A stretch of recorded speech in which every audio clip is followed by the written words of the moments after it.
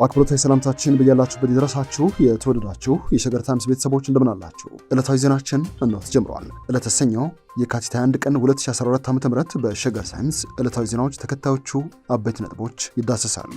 ሱዳን በዶክተር ወርቅነህ ገበየሁ ላይ ተቃውሞ አሰምታለች። የተቃውሞ ምክንያት ምንድን ነው? በዜናችን እንሰማለን። የጠቅላይ ሚኒስትር አብይ አህመድ አማካሪ የሆኑት ዶክተር አርከበ ቁባይ አዲስ ሹመት ማግኘታቸው ተሰምተዋል። የዶክተር አርከበና የሌላኛውን ኢትዮጵያዊ ሹመት በዜናችን የምናገራችሁ ይሆናል። ብልጽግና ፓርቲ የፊታችን መጋቢት 2 እስከ 4 በአዲስ አበባ የመጀመሪያ ጠቅላላ ጉባኤውን እንደሚያካሄድ ተሰምተዋል። ጉባኤውን በተመለከተ ወይዘሮ ሙፈሪያት ካሚል የተናገሩትንም በዜናችን ይዘናል። ወደ አዲስ አበባ የመጡት የጣሊያን ውጭ ጉዳይ ሚኒስትር ከኢትዮጵያ አቻቸው አቶ ደመቀ መኮንን ጋር ተወያይተዋል። የውይይታቸውን አበይት ነጥቦች በዜናችን ይዘናል። ወደ ባህር ማዶ ወጣ ብለን ታዋቂው የቼልሲ ባለሀብት ሮማን አብራሞቪች በሩሲያና ዩክሬን መካከል ዛሬ በተጀመረው ውይይት ሽማግሌ ሆነው ተቀምጠዋል። እነዚህ ጉዳዮች የዕለቱ ዜናችን አበይት ነጥቦች ናቸው። እንድትሰሙን የዘወትር አክብሮታዊ ግብዣችን ነው።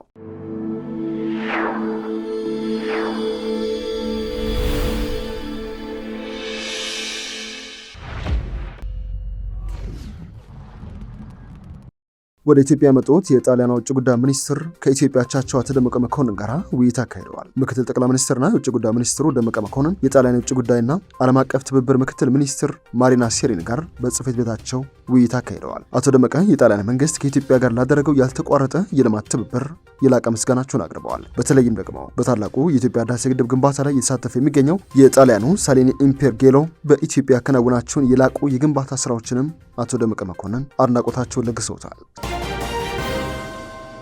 ሱዳን የኢጋድ ዋና ጸሐፊ በሆኑት ኢትዮጵያዊ ዶክተር ወርቅነህ ገበየሁ ላይ ተቃውሞ አስነስታለች። ሀገሪቷ በዶክተር ወርቅነህ ገበየሁ የተጠራውን ስብሰባ ነው የተቃወመችው። ሱዳን ስብሰባውን የተቃወመችው ስብሰባው መጠራት ያለበት በወቅቱ የኢጋድ ሊቀመንበር በሆነችው ሱዳን ወታደራዊ መሪ በሆኑት ሌተናል ጀነራል አብዱልፈታህ አልቡርሃን እንጂ በዋና ጸሐፊ ዶክተር ወርቅነህ ገበየሁ እንዳልሆነ በመግለጽ በስብሰባው እንደማትሳተፍና እንደማይመለከታት ገልጻለች። የኢጋድ ሊቀመንበር ዶክተር ወርቅነህ ገበየሁ የፕሬዝደንቶች ጉባኤ ጠርተው የነበረ ቢሆንም ግን በተጠራው ጉባኤ ላይ ሱዳን አጀንዳ መሆን እንደሌለባት ነው የሀገሪቱ የውጭ ጉዳይ ሚኒስቴር አስታወቀው። የወቅቱ የኢጋድ ሊቀመንበር ሱዳን ስትሆን ይህንንም ሲመሩ የነበሩት የቀድሞው የሀገሪቱ የሽግግር መንግስት ጠቅላይ ሚኒስትር አብደላ ሐምዶክ ነበሩ። በዚህ ወቅት ግን ሱዳን ጠቅላይ ሚኒስትር ባይኖራትም የወቅቱ ሊቀመንበር የሱዳን ሉዓላዊ ሽግግር ምክር ቤት ሊቀመንበር አብዱልፈታህ አልቡርሃን እንደሆነ አስታውቃለች። የሱዳን ተጠባባቂ የውጭ ጉዳይ ሚኒስትር ዛሬ በሱዳን ከኢጋድ ልዑክ መሪ ጋር ተገናኝተው መምከራቸውን አልአይን ኒውስ ዘግበዋል።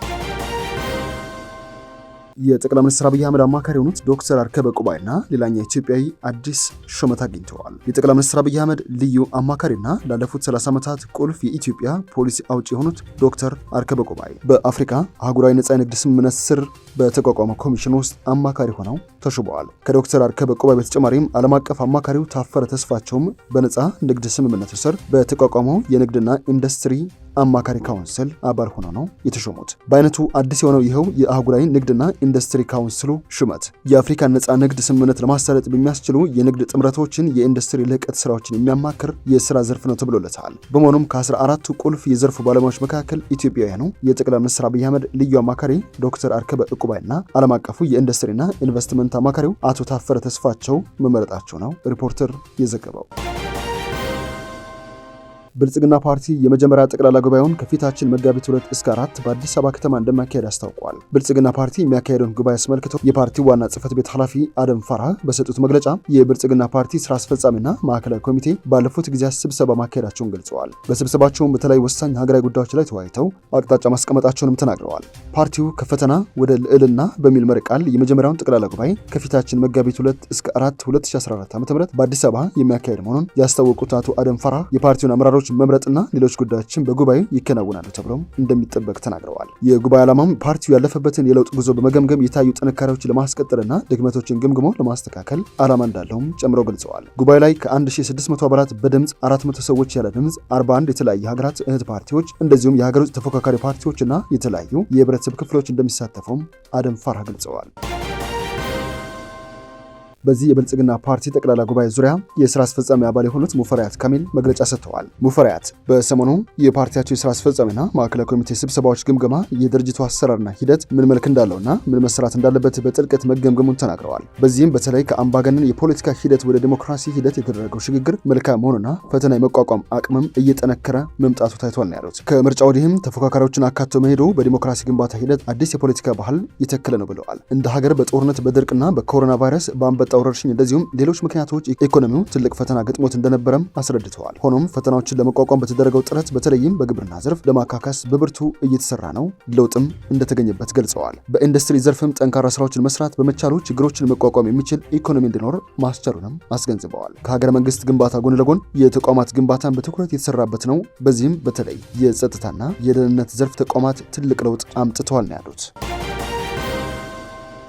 በመጨረሻም ታዋቂው ባለሀብት በሩሲያና ዩክሬን መካከል ሽማግሌ ሆነው ተመርጠዋል። ታዋቂው የሩሲያው ባለሀብት ሮማን አብራሞቪች ፑቲንን ለመሸምገል በዩክሬን መንግስትና እውቅ ሰዎች መመረጣቸው ተሰምተዋል። ይህንን ተከትሎ በሁለቱ ሀገራት መካከል በተጀመረው የቤላሩሱ ድርድር ላይ መሳተፋቸውን የተሰማው በቅርቡ ለዓመታት በባለቤትነት የመሩትን የእንግሊዙን ቼልሲ እግር ኳስ ክለብ በአደራ እንዲተዳደር ያስረከቡት አብራሞቪች የሀገራቱ ጦርነት ይቆም ዘንድ በዩክሬን ሰዎች እየተጠየቁ ሲሆን ባለሀብቱ ሽምግልናውን በቀና ልቦና ተቀብለውትም በዛሬው የሁለቱ ሀገራት ድርድር ቤላሩስ ላይ ተገኝተዋል ነው የተባለው። የሩሲያና አይሁድ ዝርያ ያላቸው ፑቲን የሽምግልናው ጥያቄ በአይሁድ ማህበረሰብ አማካኝነት እንደደረሳቸውም ታውቋል። አብራሞቪች የፕሬዝደንት ፑቲን እጅግ የቅርብ ሰው እንደሆኑ ይነገራል። በመሆኑም ከመጀመሪያው ጀምሮ በሀገራቱ መካከል ጦርነት እንዳይቀሰቀስ ጥረት ሲያደርጉ እንደነበር የሚታወቅ በመሆኑ የዩክሬን ፕሬዝደንት ዜሌንስኪ ቢሮ ባለስልጣናትን ጨምሮ የሀገሪቷ እውቅ ሰዎች ወደ ሞስኮ፣ ወደ ቤላሩስ ሽምግልና ልከዋቸዋል። የኪየቭ ሰዎች የባለሀብቱ አሰራቂነት ፍሬ ማፍራቱ ላይ እርግጠኛ መሆን ባይችሉም የባለጸጋውን በጎ ስራ ግን እናደንቃለን ብለዋል። ጦርነት ላይ ያሉት ሩሲያና ዩክሬን ዛሬ በቤላሩስ የሰላም ንግግር መጀመራቸው ተሰምተዋል። በዚህ የሰላም ንግግር ላይም ይኸው የቼልሲ እግር ኳስ ክለብ ባለቤት ሩሲያዊው አብራሞቪች ተገኝተዋል። ቢሊዮነሩ የሰላም ንግግሩ አካል እንዲሆኑ መጠየቃቸው የተዘገበ ሲሆን እርሳቸውም ፈቃደኛ ሆነው ተገኝተዋል። ዩክሬንና ሩሲያ ጦርነት ውስጥ ከገቡ ዛሬ 5ኛ ቀናቸው ነው። በዚህ ጦርነትም ከ150 ሺህ በላይ ሰዎች ዩክሬንን ለቀው ወደ ጎረቤት ሀገራት ተሰደዋል ነው የተባለው። የተወደዳችሁ የሸገር ታይምስ ቤተሰቦች ዕለታዊ ዜናችን ያደመጣችሁትን ይመስላል። ስለሰማችሁን አመሰገናለን። በያላችሁበት ሰናይ ጊዜ ሆኖላችሁ